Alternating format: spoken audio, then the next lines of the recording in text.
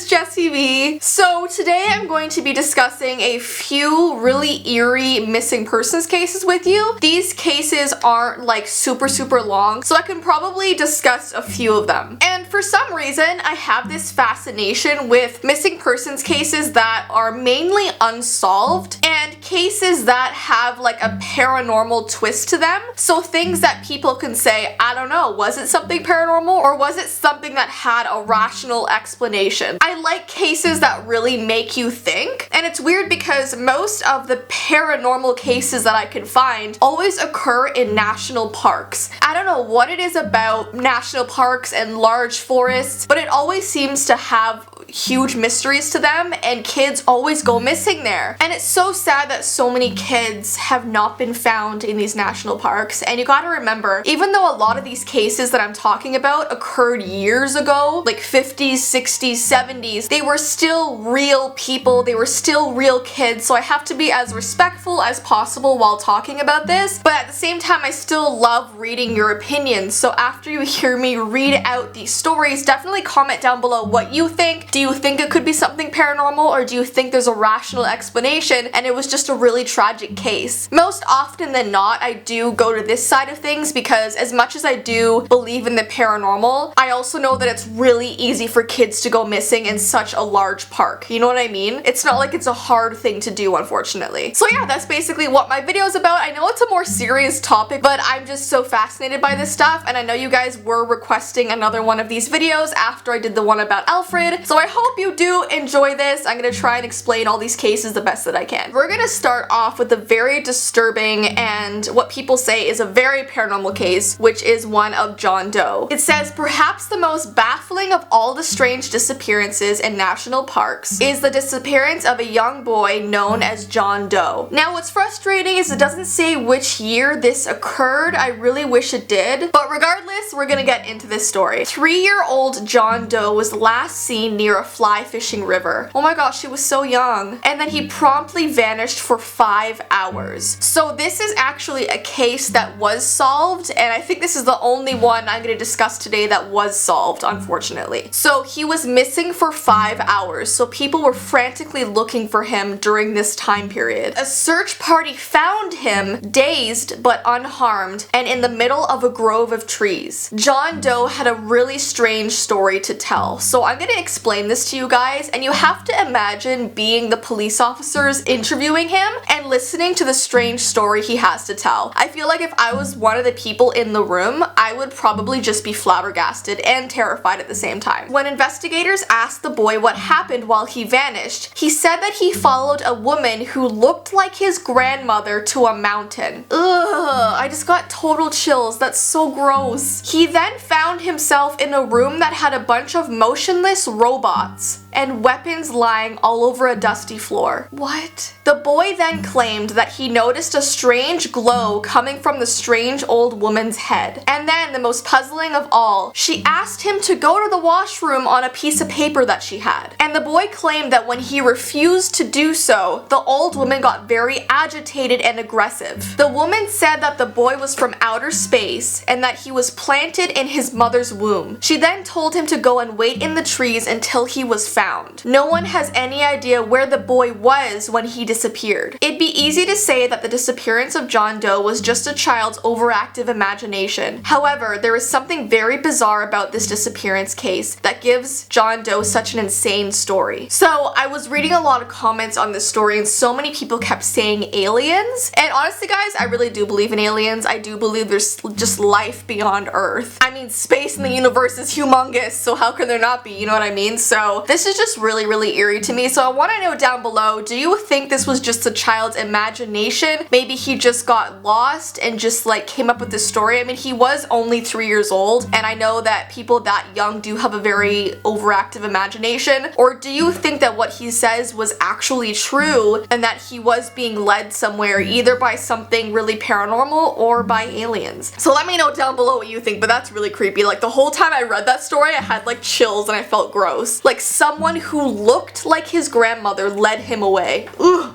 I hate that. Wow, look at what my hair is doing. That's That's weird, okay. Okay, so I lied. This next case, the girl was actually found as well, but it doesn't mean that her case was solved necessarily, because a lot of these cases still baffle people and investigators because it doesn't make sense what these children are saying. But at least she was found, but let me explain her story. So this is about 8-year-old Catherine Van Elst. She disappeared from Devil's Den State Park near Arkansas Ozark National Forest, where she and her family were camping. Catherine apparently was playing with her brothers when she wandered off and got lost. And what makes her disappearance remarkable is that she was found 6 days later wandering in the woods, eerily calm. So she was just like walking just normally, looking totally calm, looking totally unbothered. And this next part really freaks me out. Basically, when they found her, she was in a cave in the middle of the forest, and as they walked up to the cave, she walked out and said, "Here I am." I'm just like imagining this being played out, like her like creepily walking out of the cave like, "Here I am." Like, ugh, and looking calm and not scared and not crying. Like, honestly, if I was a kid and got lost in the woods, I would cry until I was found. You know what I mean? And it's also really eerie because it said that so many other hikers have gotten lost in that exact area. So when I was reading more into it, it did say that people just thought she was abducted, which actually could have happened, and maybe her abductor let her just go when they realized so many investigators were trying to find her. I don't really know. I feel like that definitely could have happened.